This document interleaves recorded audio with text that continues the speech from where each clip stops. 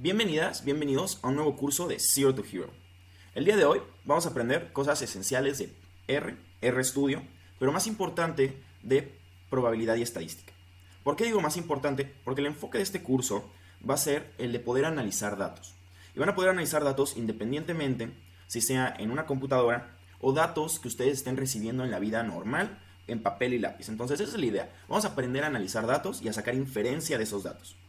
Existe una cosa que se llama estadística inferencial y lo vamos a diferenciar, ¿no?, de la estadística descriptiva. Son dos cosas diferentes, entonces nosotros vamos a aprender cuáles son las diferencias y cómo sacarle provecho a cada una de ellas. Para comenzar, necesitamos entender qué es una computadora. Una computadora simplemente es una máquina de la cual tuvo noción al principio una persona que se llama Alan Turing, ¿no? Turing, perdón. Y déjenme comprobar esto para no hacer un oso, pero si es Turing con G, siempre me confundo, no pasa nada. Alan Turing. Ok, entonces Alan Turing tuvo la concepción de una máquina a la cual tú le podrías ingresar un problema. Entonces tú le ingresabas un problema y el problema tenía que estar escrito de cierta manera. O sea, tú le tenías que poder escribir un problema de manera adecuada. La máquina iba a obtener y saber leer el problema. Entonces una cosa esencial acá es que la máquina tenía que poder leer el problema. Y la máquina lo que te iba a devolver a ti era una solución. Entonces la máquina te iba a tener que devolver una solución.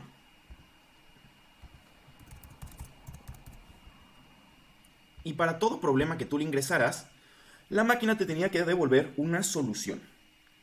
Esto lo iba a lograr mediante algo que iba a suceder aquí internamente en la máquina. Entonces la máquina iba a lograrlo resolver mediante un proceso interno que sería un algoritmo. Resulta que Alan Turing dijo que esto era posible, ¿no? Entonces Alan Turing dijo, una máquina así existe. Pero Alan Turing no se refería a una máquina física cuando dijo esto. Alan Turing era matemático y se refería a una máquina perfecta. Entonces se refería a algo que existía, o sea, existe una cosa que puede resolver esto, que puedes ingresarle cualquier problema escrito de la manera correcta, lo va a leer, internamente lo va a resolver con un algoritmo y nos va a devolver una solución. Muy bien, entonces, durante la Segunda Guerra Mundial sucede que realmente se empiezan a implementar máquinas, pero las máquinas las estaban utilizando mediante cosas de nuestro entorno físico, ¿ok? Entonces estaban utilizando literalmente máquinas físicas para imitar una máquina perfecta de Alan Turing. Lo que estaban haciendo era utilizar pues metales, fierros, conductos. ¿Cómo nosotros podemos entonces describirle un problema a un metal? ¿Cómo le describes a un metal y una serie de fierros un problema? No es tan sencillo. O sea, ¿cómo le explicas a tu lavadora que tiene que hacer algo? Realmente la lavadora es una máquina. Y lo único que tiene que para que tú convivas con ella es una pequeña, pues una computadorcita. Pero antes, ¿cómo le decías a la lavadora que quería que lavara? O sea, las lavadoras antiguas, pues le tenías que meter esfuerzo, ¿no? Le tenías que meter energía al tú utilizar tus manos y restregar, pues, la ropa contra la superficie. Pero de esa manera, la que tú le estabas dando un input, el algoritmo sería que la lavadora tenía, pues, cierta rugosidad o ciertos pliegos y también tenía jaboncito. Y la solución era, pues, que tu fuerza más la fricción lavaba la ropa. Bien, pues eso mismo se empezó a hacer con las computadoras. Y llegamos a una cosa que se llaman los procesadores. Un procesador es una tarjeta así. Tiene aquí adentro un procesador, o sea, un cerebro. Vamos a dejarlo así simple porque tiene más componentes, pero vamos a dejarlo así. Y tiene algunos conductos. Estos conductos vamos a dejarlo así simple de nuevo, pero supongamos que tiene un conducto principal y aquí tiene varios conductos que se van uniendo saliendo de la tarjeta madre. Bueno, del procesador. ¿Cómo va a funcionar esta computadora moderna? Pues va a seguir siendo la misma idea. Así son todas las computadoras. Pero en este caso nosotros le vamos a meter, el input que le vamos a meter van a ser electrones. Entonces muchos ingenieros en un instituto en Estados Unidos que se llama el IEEE, ¿no? En este instituto que realmente fue de los institutos más poderosos que revolucionó nuestra manera de vivir, descubrió que nosotros nos podíamos comunicar con las computadoras a través de lanzándole electrones.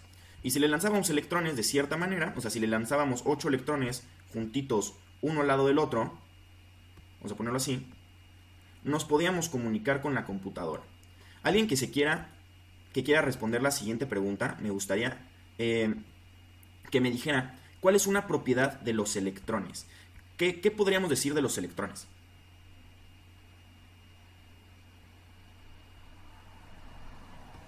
No es una pregunta fácil. Que tienen una carga negativa, ¿no? Ok, tienen una carga negativa, excelente.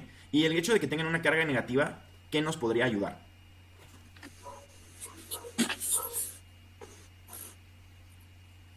¿Qué nos podría ayudar? Al intercambio de electrones. ¿Mande? Intercambio de electrones, ¿no? Intercambio de electrones, ok. También que tengan una carga negativa significa que los podríamos dirigir, ¿verdad? O sea, si yo lanzo electrones y logro que esta tarjeta a cierto punto tenga una polaridad positiva acá, significa que mis electrones van a querer viajar en esa dirección. ¿Estás de acuerdo? Porque tienen una carga negativa y quieren liberar esa energía. ¿Ok? Entonces, que tengan una carga negativa, ya está. ¿Qué otra cosa tienen los electrones? O sea, ¿qué propiedad nos sirve para comunicarnos con una computadora?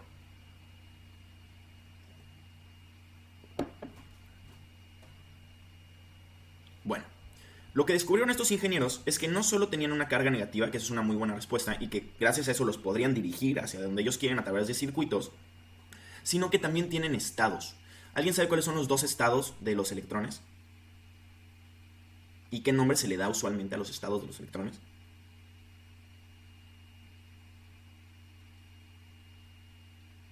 Bueno, usualmente se les da el nombre de spin.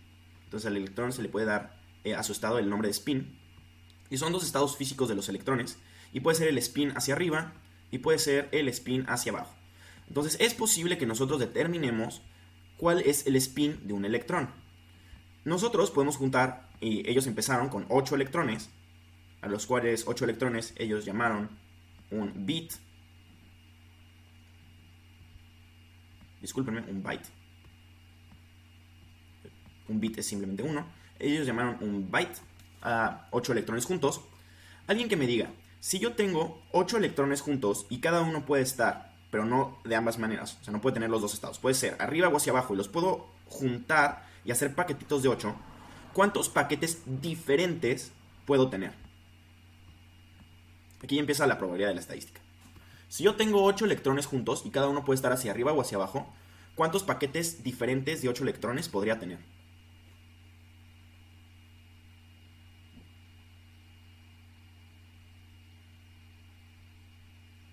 ¿Sí se escucha? Sí, sí, escuchamos. Ok. Entonces, ¿cuál es la respuesta? No se preocupen. La respuesta sería 2 a la 8. Okay. ¿156? 156, exactamente. ¿Y por qué 2 a la 8? Porque en la primera opción, tienes 2 electrones, ¿no? Entonces el electrón puede estar o hacia arriba, el primer electrón puede estar hacia arriba, y entonces el segundo electrón va a tener 2 opciones. O está también hacia arriba, o está hacia abajo. Y si el electrón está hacia abajo, sucede lo mismo con el segundo electrón, tiene 2 opciones. Luego, para el segundo va a tener 2 opciones. Y el segundo también va a tener 2 opciones. Lo mismo va a pasar con este y con este. ¿A qué les recuerda esto? Pues les puede recordar un poco cómo se van dividiendo las células, ¿no? O sea, si ustedes son del área de la salud, dices, güey, no me hables de electrones, a mí háblame con células. Pues bueno, imagínense que así se está dividiendo la celulita. Entonces, nosotros podemos ver cuál es la lógica. Si nosotros le ponemos 8 bytes, tenemos 2 a la 8 diferentes cosas que podemos tener porque tienen 2 cargas. Cuando ustedes dicen que su computadora es de 64 bytes, lo que significa es que el procesador recibe de 64 electrones en 64 electrones. Por lo tanto, tienen un procesamiento de 2 a la 64. Únicamente para que vean cuál es la diferencia entre una computadora viejita y una de las computadoras que hoy en día tiene 2 a la 68, vamos a abrir rápidamente la terminal y le vamos a poner Python. Y vamos a ver que 2 elevado a la 8 es 256. Y 2 elevado a la 64 es este número. ¿Ok? Entonces, esa es la diferencia de potencia que tienen las computadoras modernas a las computadoras antiguas. Pueden ver que es extremadamente grande. Y luego había uno, pues hace no tanto, que es de 32 bytes. y también es monstruoso. Pero miren cómo cambia una computadora de 32 bytes a una computadora de 64 bytes. Por eso es que a veces te dice, hey, ¿quieres tu computadora de 32 o de 64? Y no es porque sean mamón y digan de que me va a discriminar, ¿no? O sea, de que yo voy a ponerle el de 64 bytes porque quiero la mejor versión. No es por eso. Es porque está ajustado a la potencia que puede tener tu computadora. Bueno, espero les haya gustado un poco de introducción a qué es una computadora, porque todo esto va a ser útil cuando veamos por qué tenemos que usar una computadora para hacer estadística y probabilidad y análisis de datos. Porque la computadora puede tener un análisis muy grande. La computadora puede guardar, almacenar, entender muchos números a una velocidad muy rápida utilizando electrones. Y si a ustedes les interesa un poco más, deberían leer el libro de números flotantes que hizo este instituto. ¿Ok? Entonces es algo que vale mucho la pena. Es una lectura que cualquier persona puede hacer.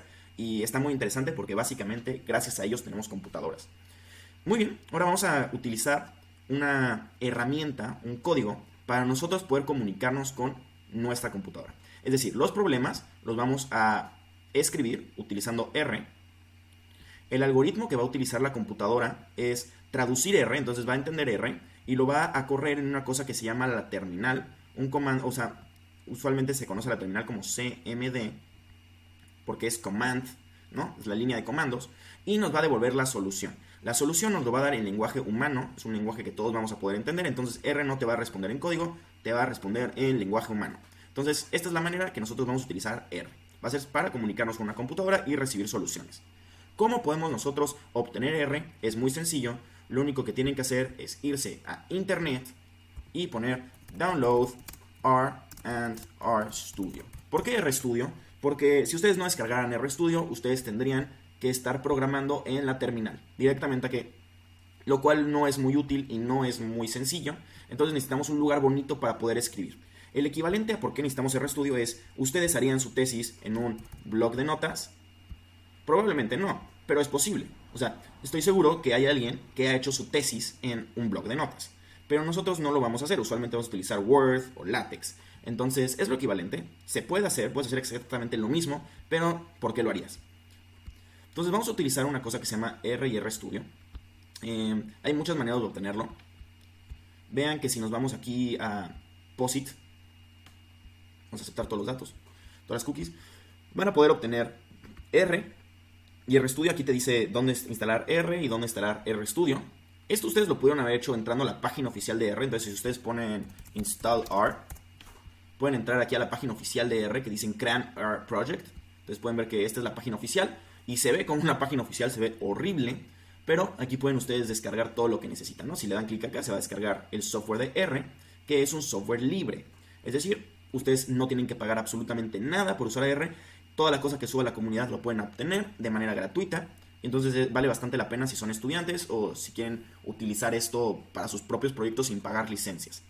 Para que sepan, y lo vamos a poner aquí rápidamente, Stata, si alguna vez han escuchado de Stata, es un software de paga. Y existe otro software que se llama, ni siquiera sé si lo voy a escribir bien, SPSS. Bueno, si ustedes agarran estos dos y lo juntan, o más bien lo mezclan utilizando Python, lo que van a obtener es R. Entonces ustedes pueden juntar estas tres cositas y van a obtener R. Por lo tanto, con R van a poder hacer exactamente lo que se hace en Stata, SPS y algunas cosas de Python. Esto es como lo mezclan utilizando Python. Es decir, le vamos a dar los conceptos que existen en Python, pero no va a tener todas las funcionalidades de Python. Muy bien. Entonces, únicamente tienen que instalar R y luego instalan esto. Es muy sencillo, lo pueden hacer en 2 minutos. Y lo que van a obtener es este bonito logo. Si ustedes hacen todo bien, van a obtener un logo. Déjenme aquí pongo van a obtener un logo que va a decir RStudio y se debería ver así. Muy bien. Si nosotros le damos clic,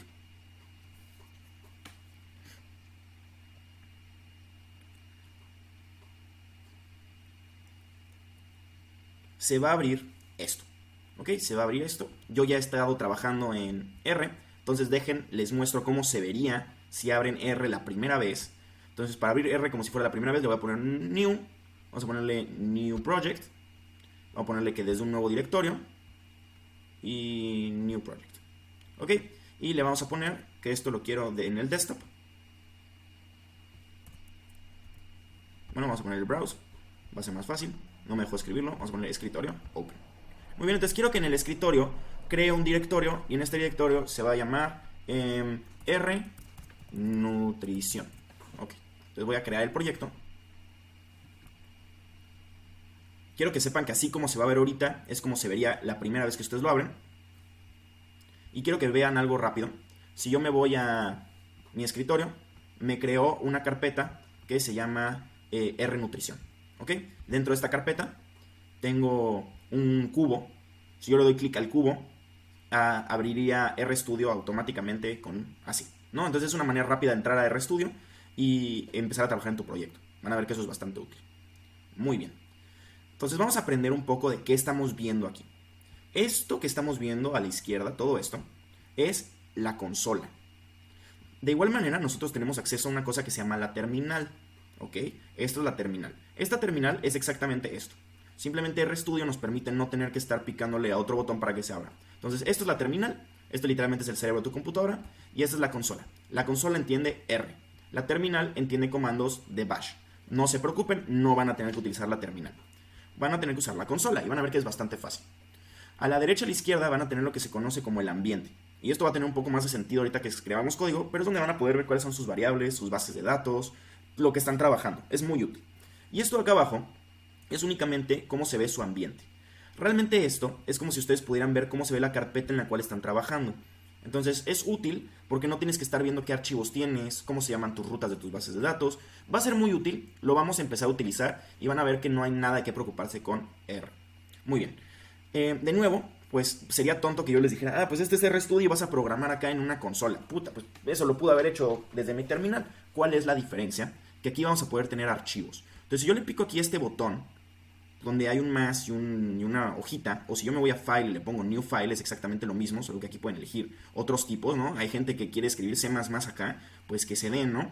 O hay gente que quiere escribir Python, pues también, ¿no? Qué padre por ellos, pero si nosotros le ponemos el primerito, que es el RScript, vamos a obtener ya la forma completa, ya las 4 colas, para la gente que le gusta Naruto, de RStudio, donde aquí vamos a tener el script, donde vamos a poder escribir código, la consola, el ambiente y el Environment Manager.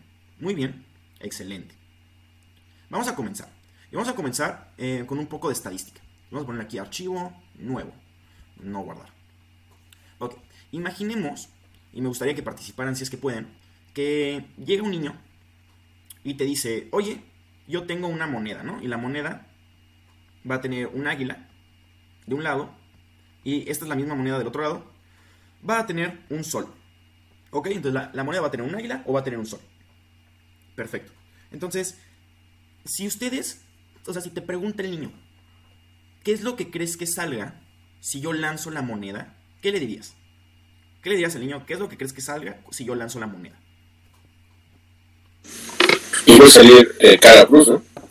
Ok, pues sí, ¿no? Porque son las dos opciones. Exacto. Entonces, el universo de las cosas que pueden salir, entonces este es el universo de todo lo que puede salir, se utiliza esta letra para que lo sepan, es o puede salir águila o puede salir sol. Excelente. Pero si el niño te dijera, no, pues averigua, ¿qué? O sea, de que adivina, ¿qué es lo que va a salir? ¿Águila o sol? ¿Qué le dirías? Que hay un 50% de probabilidades que caiga águila y 50 sol. Exacto. Entonces le dirías que es igual de probable que salga águila a que salga sol, ¿no? Le dirías, es lo mismo, ¿no? Y el niño te dice, no, pues elige. Y tú le dices, bueno, no, pues es águila. Y lo lanza el niño y sale sol. Entonces el niño dice, mira, pero te equivocaste, salió sol. Y luego el niño lo vuelve a lanzar y sale sol. Y luego el niño lo vuelve a lanzar y sale sol. Y te dice, oye, pues realmente no es igual de probable porque lancé la moneda 3 veces y 3 veces salió sol. Entonces es más probable que salga sol. ¿Qué le dirían a ese niño? Pues ya ve con tu mamá, ¿no? Pues es pinche niño un tonto. O algo así, ¿no? Le dirías, no. ¿Cómo le explicarían a este niño por qué, si es igual de probable, salió 3 veces sol y no salió ningún águila? ¿Cuál sería la lógica? ¿O cómo le podrían explicar Pues que depende de algunos factores, tal vez en la cara en que lo pone cuando lo gira o las vueltas que da cuando él lo avienta. Pero realmente depende de eso. ¿Cómo le explicarían al niño que ustedes le dijeron que era igual de probable que salga águila o sol, pero el niño lanzó 3 veces la moneda y 3 veces salió sol? Bueno, Lo que le tendrían que decir a ese niño es que está utilizando mal la estadística, ¿no? Le tienen que decir al niño, ¿sabes qué? Te falta vida, te falta conocer cosas y te falta entender estadística, ¿no? Porque lo que pasaría es que si tú sigues lanzando la moneda durante un gran rato y después ves el promedio de cuántas veces salió sol y cuántas veces salió águila, lo que debería es aproximarse a un 50-50.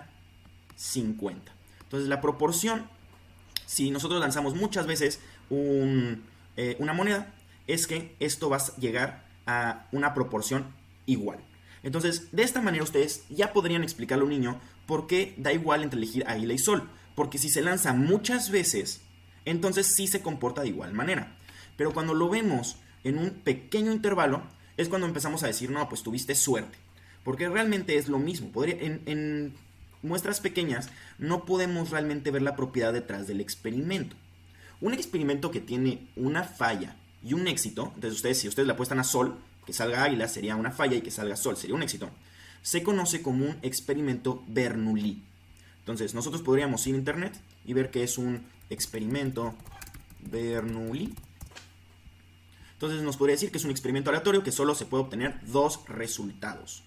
Si ustedes se van más allá de eso y quieren ver cuál es la distribución de un experimento Bernoulli, lo podemos ver aquí.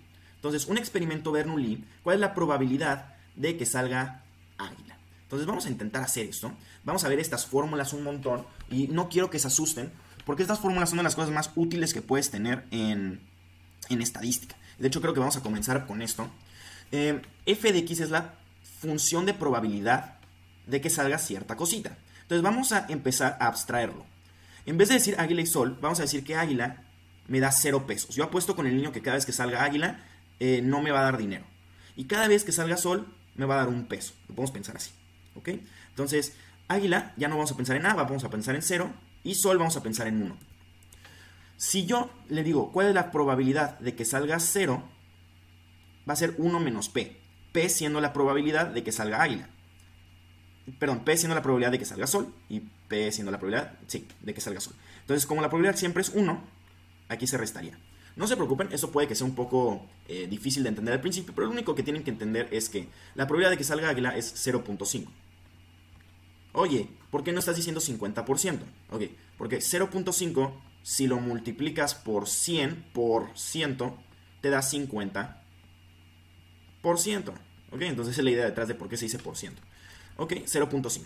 Y lo mismo va a ser para esta. Lo mismito va a ser para esta, va a ser 0.5. Entonces, si tú quieres ver cuál es la probabilidad de que te salga 0, va a ser muy sencillo. Lo que nosotros vamos a poner, ok, es 1 menos 0.5 elevado a la 1 menos 0 por 0.5. Y de hecho esto fue al revés, una disculpa. Ese sería elevado a la 0 por 0.5 elevado a la 1. Ok, y van a ver que esto realmente lo único que dice es que esto es 0.5. ¿Dónde pueden encontrar estas fórmulas? La pueden encontrar en internet. ¿Qué es lo que realmente importa? No importa aprenderse la fórmula, lo que importa es aprender a leerlas. ¿Ok? Lo que importa es aprender a leer estas formulitas. Entonces, nosotros podemos saber la probabilidad de que salga un evento cuando el conjunto de posibilidades es 0 y 1, utilizando estas fórmulas. Y este tipo de experimento se llama Bernoulli. ¿Ok? Muy bien. ¿Cómo nosotros vamos a simular un evento Bernoulli? Muy bien. Entonces, R nos va a ayudar de diferentes maneras. Si yo quiero hacer un experimento Bernoulli, le puedo poner R. Vean que aquí lo estoy haciendo en la consola. Y le voy a poner Bernoulli. Y no me va a aparecer. ¿Por qué no me está apareciendo un experimento Bernoulli? Porque R únicamente va a considerar el experimento binomial. Y el experimento binomial, cuando es de tamaño 1, es el mismo caso que un experimento Bernoulli. ¿Por qué? Porque un experimento binomial, y les juro que esta es la última vez que voy a decir binomial y Bernoulli, un experimento, ya no lo voy a decir, de este tipo, es si nosotros repetimos muchas veces eso. Es decir, si yo le digo al niño, ok, vamos a lanzar esa moneda 50 veces. ¿Ok? Vamos a lanzar la moneda 50 veces. Vamos a decirle que águila es igual a 0 y que sol es igual a 1, entonces vamos a hacer eso. Y vamos a lanzar la moneda 50 veces y vamos a contar cuántas veces salió águila y cuántas veces salió sol. Ese tipo de experimentos donde repites un experimento Bernoulli se llama binomial, ¿ok? ¿Y por qué se llama binomial? Porque la fórmula de ese experimento es la probabilidad de que te salga X, digamos, soles, dado que lanzaste 50 monedas, es las combinaciones que puedes hacer de X con 50, ¿ok? Por 1 menos P, siendo la probabilidad de éxito, ¿ok? A la... ¡Ay! Aquí me van a agarrar en curva. Creo que era 1 menos X y P a la X. Sí, así era. Entonces esta es la fórmula para sacar la distribución binomial. Esta es la probabilidad de saber cuántas te van a salir. Y hay una lógica detrás. Esta es la manera de que acomodas tus éxitos. Y esto significa que salga, y aquí sería una disculpa, N menos X. Es decir, que te equivoques este número de veces. Esa es la probabilidad. Y esta es la probabilidad de que salgan este número de éxitos. Muy bien. Entonces nosotros podemos pedirle acá que nos dé rbinom. Si ustedes no saben o no entienden cómo se utiliza este comando, R nos va a ayudar muchísimo simplemente poniéndole help de esta función. Lo podemos correr y aquí nos va a decir exactamente cómo funciona este comando. Nos va a decir, mira, este rbinom va a tener n, luego va a tener el size y luego va a tener las probabilidades. Tú le puedes dar todo eso. Entonces, lo primero n es el número de observaciones. Entonces, ¿cuántas quieres hacer? En el caso de las 50 monedas, bueno, vamos a hacer primero el caso de una moneda. Vamos a ponerlo aquí en el script para que sea más fácil de ver. Si nosotros le ponemos rbinom y luego le pongo una única moneda y luego el número de trials, 0 or more. Entonces yo solamente, esto sirve más cuando quieren hacer intervalos de confianza. Aquí únicamente le podemos poner que 1 y luego le puedo dar las probabilidades. Las probabilidades, aquí probability of success. En este caso, como es una moneda, la probabilidad es 0.5. Muy bien, entonces yo voy a correr esto y me va a decir 1, ok, salió sol, 0 salió águila, 0 salió águila. Entonces ven que como yo cada vez que corro este comando, me va a generar un número aleatorio con esta probabilidad. Excelente. Si yo quisiera guardar esto en una variable, es decir, yo quisiera guardar este valorcito, lo que yo tendría que hacer es guardar la variable. ¿Cómo se guarda la variable? Le voy a poner un número, le voy a poner muestra, y le voy a poner una flechita así muy coqueta. Esta flechita no la tienen que usar. Pueden utilizar la anotación como en todos los lenguajes de un igual. Pero yo le voy a poner una flechita porque eso es único de R y me gusta mucho. Y cuando lo corra, van a ver que va a decir 0. ¿Y por qué dice esto? Porque es una muestra de esta longitud. Si ustedes aquí le ponen muestra, van a ver que tiene 0. Ok. Si yo quisiera, por ejemplo, que fuera un poco más largo, o sea, que esto fuera las 50 veces que lanzamos las monedas, vamos a ponerle 50 acá, y lo corro, vean que acá ya me dice, aquí en mi ambiente, que son enteros que va desde 1 a 50 y son todos estos. Miren, si yo aquí escribo en la consola muestra, puedo ver todo esto. Excelente. Entonces una pregunta un poco interesante. Ya no estamos trabajando con águilas y soles, estamos trabajando con unos y ceros. ¿Cuál creen que sea la media? ¿Y qué representaría la media? De esta muestra, ¿cuál sería la media? ¿Qué esperarían que sea la media? ¿Y qué representaría?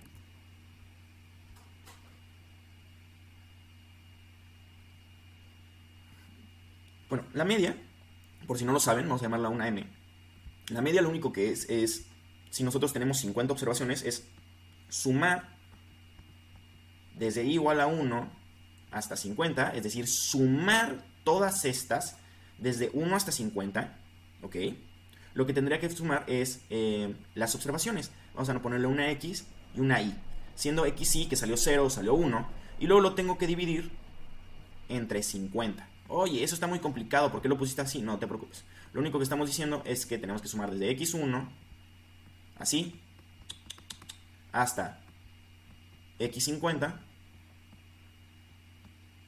Y dividirlo entre 50. Entonces es la media, el promedio que siempre han visto. Y lo que esperaríamos es que la proporción fuera igual, porque nosotros estamos poniendo unos y ceros. Entonces esperaríamos, si este experimento realmente, la probabilidad de que salga águila es del 50%, que esto fuera 25. Es lo que esperaríamos. ¿Ok? Vamos a ver si es correcto. Vamos a escribir un comando que se llama min, que nos va a dar la media. Y y lo vamos a poner entre paréntesis que queremos la media de la muestra. Y nos va a salir 0.54. Excelente. ¿Por qué nos salió 0.54? Ok. Vamos a ver qué pasa. ¿Por qué nos salió eso?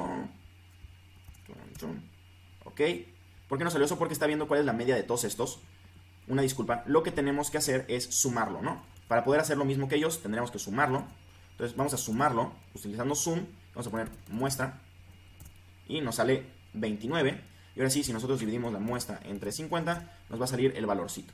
Ok, excelente. Entonces nosotros podemos ver que la proporción de, eso nos está dando la proporción de soles es 58. Ustedes podrían decir entonces, la probabilidad de que salga sol es 58.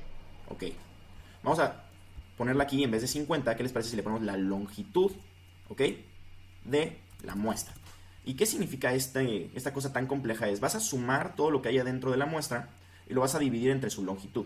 Y eso únicamente es como si en vez de que aquí hubiera un 50, lo pusiéramos como una n. Es decir, cuantos sean, y aquí en vez de un 50 le pusiéramos una n. Entonces la manera más abstracta de escribir una media. Y en vez de que sean 50, ¿qué les parece si ponemos 500? Si nosotros hacemos eso, vemos que este número va a bajar. Si nosotros le pusiéramos otro 0, vamos a ponerle 2 ceros, se va a ir acercando. Aquí se acercó más, pero del otro lado, vamos a ponerle otro 0, se va acercando cada vez más a 0.5, que es la realidad, porque debería ser el 50%. Vemos cómo se va acercando. Esta idea se llama la ley de los grandes números. Significa que en promedio, y vean que estamos haciendo promedios, cuando tú repites muchas veces un experimento, vas a llegar a su distribución correcta. ¿Y qué es lo que estamos estimando acá? Estamos estimando la probabilidad de éxito, la probabilidad de que te salga un sol. Bien, puede que lo que vimos hoy haya sido un poco complejo. Espero no haya sido tan complejo, pero esa es la idea detrás de la probabilidad de la estadística en esta primera clase, que nosotros podemos ver cómo son los experimentos que se hicieron teóricamente, entenderlos y replicarlos utilizando R. No se preocupen, lo vamos a ver poco a poco, y lo padre es que no vamos a ver estadística de probabilidad todas las clases. Vamos a ver bastante aplicación, vamos a leer bases de datos, vamos a aprender cómo hacer gráficas, vamos a aprender a editar bases de datos, a hacer regresiones, pero me gustaría que además de todo eso se fueran de este curso entendiendo probabilidad estadística, porque eso es lo que les va a dar el plus, ¿no? Comandos para hacer una regresión los puede hacer cualquiera, editar una base de datos lo puede hacer cualquiera y lo vamos a aprender a hacer, pero me gustaría que empiecen a hacer como esta intuición detrás de la probabilidad de la estadística. Pues bueno, eso fue la primera clase de la parte de R de este curso de nutrición y R, y espero les haya gustado mucho y estén motivadas y motivados. Entonces voy a dejar de grabar.